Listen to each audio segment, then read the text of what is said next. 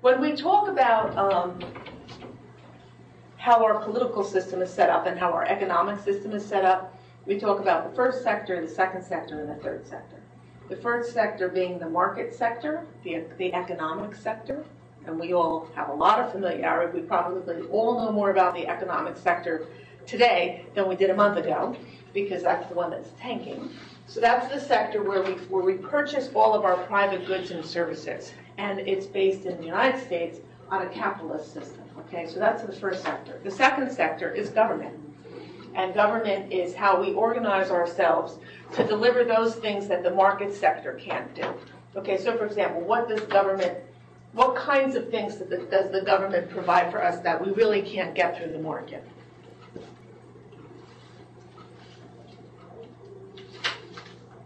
Education. Well, maybe, but we can get some things through the market, but some things we can't. So public education, which means all children are entitled to a free public education, the market won't give us that. So we do need government to do that. But that's one of those ones that crosses over the lines, but yes. Law enforcement? Law enforcement. Okay, by and large, you really need government to provide you with your police department. Although there are private security systems, it's what's called a public good. If you have somebody protecting your house, they're also protecting the house next door to you. And when it's a public good, we really need government to provide it for us. By an extension of that, we also have the military. Okay, we really need government to provide the military. We need government to provide, we need government to provide the monetary system. We can't all have a different way of exchanging goods and services, so we need government for the Treasury. We need government for our State Department. And government gets involved in a lot of things that perhaps the private sector could provide, but doesn't provide as well as the government might because it's more inclusive. So, for example, health care. Government gets involved in the provision of health care in terms of Medicare and Medicaid and other things like that. But then we have this third sector, which fewer people know about, but it's out there and it's involved in all of your everyday lives, but most of us don't realize that it's there. And the third sector is everything that's not purely commercial or official, which means governmental. It's an alternative to all of those things involved in profit maximization, which is the economy, and the bureaucracy, which is government. And that's what we refer to as the third sector. There's a lot of terminology involved in the third sector, and you don't need to go into this into too much detail, but these might be terms you've heard of. So we can talk about the third sector, we could talk about civil society. Okay, the term civil society refers to all of those things that take place in that sphere that's not government, that's not the economy, but that's this other place where people interact. For example, you all went to high school. In your high school, there was an HSA or a PTA. What's the PTA, or the Home and School Association? What is that group of people? Anybody, those words mean anything to anybody? Yeah. Did your parents belong to a PTA? And so what was the purpose of that? Keep them involved in the school. To keep the parents involved in the school. Parents did fundraising. Did parents do fundraising? Maybe buy laptops for the school, or maybe send the kids on trips, or do assemblies or things like that. So parents do, maybe they had a fashion show, maybe they had a bake sale, maybe they had a car wash. All of those things take place in that sphere that we call the third sector. All of that activity is in the third sector, and those are things that provide association, that add value to our system, but it's not being done through the economic system. They're not selling things and making a profit, and it's not being done through government. The school district doesn't do it. That third sector does it. So that's what we call civil society. It's the thing that keeps us engaged with each other. It's the thing that keeps us from being barbarians, if you would. It's the thing that keeps us active as community members. Here's just some other terms, and I'm going to talk about each of these a little bit more in depth. But these are other ways of referring to the third sector. Now, what we're going to focus on, and what Maribel's going to give you some lesson plans on today, are non-governmental organizations. Non-governmental organizations are similar to nonprofit organizations, but the nonprofit sector is the term that's most often used in Western, northern nations. Just throw out a lot of terms for you. But when we use the term nonprofits, we're juxtaposing the third sector with the profit sector. So we set up an organization that's not for profit. That means that none of the work that happens, if they make a profit, no one puts that in their pocket. They put that money back into the organization. That's a term that we use in Canada, in the United States, in Australia, in the UK, in the more Western nations of the world, because the profit-making sector is the bigger sector, and it's the one that we're juxtaposing this third sector with. But in developing nations, in Central Europe, in the parts of the world where the government sector has been dominant, they use the term non-governmental organizations, or NGOs, because they're juxtaposing the sector with government, because government's where most of that activity is taking place. For example, in the Soviet Union, when the Soviet Union was in power, the dominant form was government. Government owned everything. So there wasn't a profit sector to juxtapose the activities of the third sector with. So that's where the term NGOs comes from.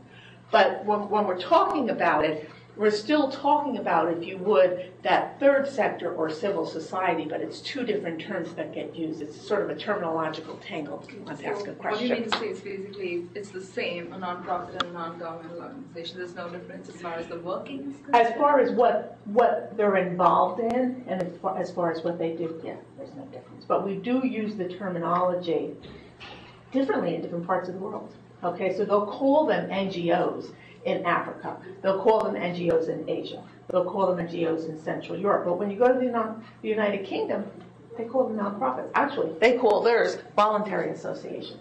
They use that term. So there's sort of a terminological tangle here.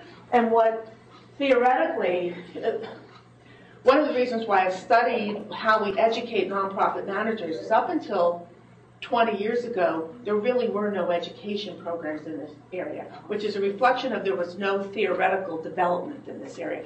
People did talk about the third sector, and de Tocqueville came here to the United States in the 1900s, in the 1800s, excuse me, and he found this voluntary sector here. And it was amazing to him because he didn't see that where he came from in France. He didn't see this vibrancy with people associating independently of government and independently of the economic sector. So he came here and he saw that, but there wasn't much written about that. Politics was mostly focused on government. The business sector was mostly focused on the economy. No one was focusing on the third sector intellectually. And so it wasn't until the 80s, the 1980s, that we even saw any educational programs in this area. In fact, when I went to college here at Seton Hall, as I said to you, I worked at Unified Vailsburg, which was a nonprofit, and I would have loved to have gone and studied nonprofit management. It didn't exist.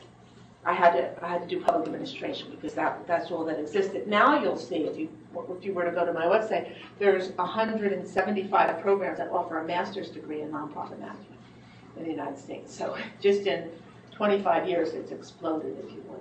And so, and the same thing internationally. There's now a recognition of the work that these folks do. So many of you might end up working for a nonprofit or a non-governmental organization. In fact, Maribel and I work for a nonprofit, Seton Hall. I know those of you who are students here and pay tuition here find it hard to believe that this is a nonprofit, but no one takes the money from your tuition and puts it in their pocket. It gets put back into the organization. Can campus organizations be also called as nonprofits? You mean like for fraternities and sororities and things like that? Not necessarily, like the other associations that you have. Like Amnesty International? Give me an example. I don't necessarily mean the sororities, the fraternities. Yeah. I mean the other organizations. Student organizations. Like student organizations? Yeah, those are all nonprofits. Those are all nonprofits. Yep. Now, some of them are not legal nonprofits. Legal nonprofits is part of the nonprofit sector. We don't have a thingy here. Oh well, a 501c3, 501 in parentheses C in parentheses 3. They're called that because that's the tax code, and the tax code gives them this status, and because of that, you can make a contribution to them that is tax deductible. So you might hear the term 501c3. Those organizations are probably not 501c3s. They didn't go through the bother of getting legal incorporation papers, creating bylaws, getting the state to give them an employee identification number, which is what you have to do to be a 501c3, but for all intents and purposes, they're part of this third sector. So there's, again, part of that terminological tangle, if you would, but those are considered part of this society. Okay? Is everybody following along where we're going? Okay. So, there's this term civil society. The term civil society really refers to the whole of society, not just a part of it. As I said, it's the part that keeps us from being barbarians. And it refers to some sort of shared destiny that we all have in common. There's also this term that's getting a lot of use today called social capital. Now, we know what economic capital is. We've all seen it dwindle over the past couple of weeks. But we know that economic capital is that stuff that keeps the economy going. It's the money, it's the machines, it's the industry. And we know what human capital is, right? It's the piece that we play in creating capital. But there's also this notion of social capital. And social capital, quite simply, is the activity that all of us take part in to create that extra added value that comes from the activities we do in civil society. And we refer to that as social capital. And so civil society is that part of our community here in the United States, in Canada, in South America, in Asia and Africa, all over the world, where we have private, non-governmental, but also non-profit activity taking place that creates this civilism, if you would, that makes it possible for us to all live together. So let's talk about what some nonprofits are. American Red Cross is a nonprofit organization. The Boys and Girls Club of America is a nonprofit organization. Unified Vailsburg Services Organization is a nonprofit organization. Seton Hall University, Harvard, Yale, Princeton.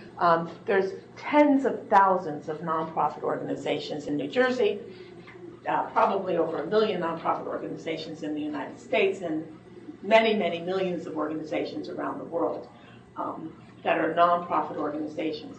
And all of these organizations take the work and the capital of people who are working in them to create a value added. What do nonprofits do? Well, Maribel can tell you that she did a study a couple of years ago, and she showed how nonprofits were responsible for propelling human rights onto the agenda of governments around the world. So one thing that nonprofits and non-governmental organizations do is they tackle issues that nobody else is paying attention to. So child abuse and neglect. Before 1960, the only people talking about child abuse were nonprofit organizations, and they brought that agenda to the public table. Same thing with child labor laws. Child labor laws came out of the nonprofit sector. Same thing with Megan's Law. Anybody familiar with Megan's Law? What is Megan's Law? Is that when a child is abducted? Right. It's the laws that we have. They post everywhere information about where the child is last seen. Okay. And it was particularly aimed at sexual predators. And so what we do with Megan's Law now is anytime somebody is convicted as a sexual predator, their name goes on a list. You can actually go to a website in New Jersey and find out where all the sexual predators live. Because when Megan Canta? Oh, I'm forgetting her name. But anyway, she was abducted and abused and killed by her neighbor. Her mother and neighbors worked really hard in the nonprofit sector to get the legislation passed, and now that became law. So much activity takes place in civil society that actually then moves into the public sector. So that's one of the roles that they have. Okay, any questions thus far? Just make sure I stay on time. When do you want me to? Okay. So as I was just saying, this was sort of what I was just talking about, that the nonprofit sector takes into account social movements. It's not part of economic activity. It's movements around child labor, movements around child abuse, movements around human rights. What's going on in the Sudan right now, there's a huge amount of social movement activity going on in the Sudan for what purpose? For what purpose? I don't know. Okay, why is there all this focus on Sudan right now in terms of social movement? For intervention, they're not, like, the Sudan is not really allowing anyone else enter their land to help them with anything. Okay, so you have a tremendous amount of external activity going on to try to bring pressure to bear on the Sudanese so they will stop torturing, killing, raping, murdering the people who live in the Darfur region. There's a big social movement organization. These are interest organizations that, quite frankly, some of them are not just working for their own members. They're working for people in other parts of the world, okay? Interestingly enough, many of the people who are involved in the Sudanese operation and trying to bring public pressure to bear on that are Jews, because there's a Holocaust going on, if you would, in the Sudan. There's a genocide going on. And so they have promised to be vigilant any place that happens. So many of the Jewish defamation leagues in the United States, in Europe, all over the world are taking part in that. So it's there's sort of an ideology there as well, if you would, around this this activity that takes place. Nonprofit organizations are also, and NGOs are also intermediary organizations. If the main institutions of society are the family, which is the private, right? It's our own personal and private, the market and the state, the nonprofit organization, if you would, could be seen as forming, well, here they'll call it a fourth sphere, again, terminological tangle. We don't have this all worked out. But it's a fourth sphere which protects the individuals from the state, which provides pressure. Nonprofit sector includes churches. Those people don't realize that, but it's one of the largest parts of the nonprofit sector in many parts of the world where religion is very dominant.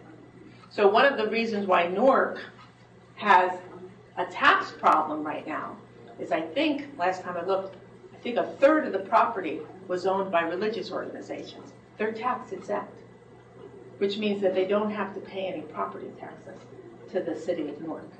Well, if then that's the case, the city of Newark isn't getting taxes on all of that land. They're also not getting taxes on all the land that's been foreclosed on. They're also not getting taxes on all the land that's publicly owned. So these are nonprofit organizations, which is also why your priest or your rabbi or your minister is not allowed to stand up in the pulpit on Sunday and tell you who to vote for. And if they do, they can have their tax-exempt status revoked, because 501c3s, which can receive contributions, cannot be partisan. Does everybody understand what that word means? It means they can't support one candidate or another. They can work on public issues. They can do education. They're allowed to do that, but they can't be partisan. They can't say they're for Barack Obama or for McCain. They can't do that.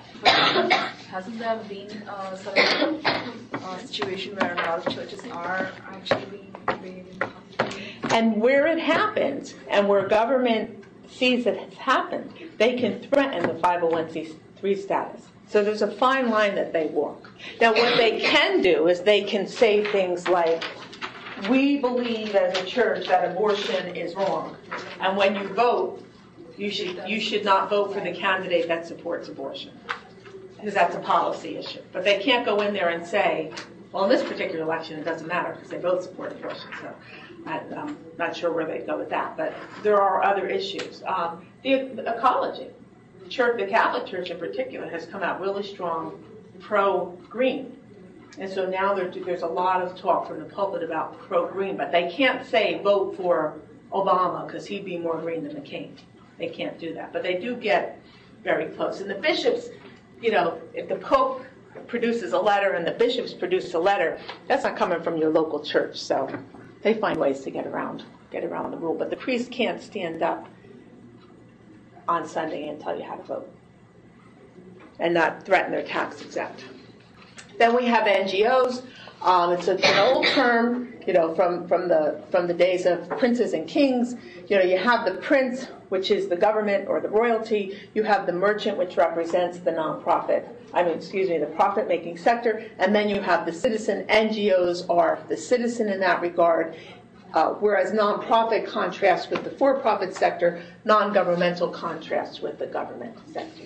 And the reason is government was more dominant in those areas. You know, in all of Africa, it's a more dominant government sector. Government is more involved in the lives of the people than the economic sector has been, where the government controls the economic sector. So we see the NGOs in contrast with that. We also call this philanthropy the philanthropic sector, and we use the two terms philanthropy and charity almost interchangeably, but they actually have different orientations and different origins, if you would. But philanthropy is that part of private donations that add to the whole of the community, whereas charity is that part of the giving sector that contributes to individual people. Okay, so we can consider Rockefeller and Carnegie and Warren Buffett and William Gates to be philanthropists. Why are they philanthropists? Because they're giving benefits whole communities, whole nations, actually, with some of the work that Bill Gates is doing and the amount of money that he has to give away. Whereas when you see a homeless person in Newark or in New York City or in Jersey City and you give them $5, that's charity. That $5 benefits that individual person, as opposed to giving $200 to an educational system which would help the homeless person to get a job. That would be more seen as philanthropy. See the difference between the two? But we talk about these terms. Charity is targeted for others, while the beneficiary's philanthropy may include the donor or members of his or her social group. So many philanthropists actually give to causes that benefit them. For example, we see that very wealthy people tend to give their philanthropy to the arts. And arts organizations are the kinds of organizations that they subscribe to, whether it be the museum or the opera or the orchestra. They give to places that would benefit themselves as well as others in that social group. But both have a strong connotation of being politically neutral. Now, as a political scientist, I take issue with that because I find it hard to find any human activity which is politically neutral. You know, I think, Maribel, you're a political scientist, right? Mostly everything we do has a goal that could be considered political. Politics gets involved in everything, even in your house in terms of who does the dishes.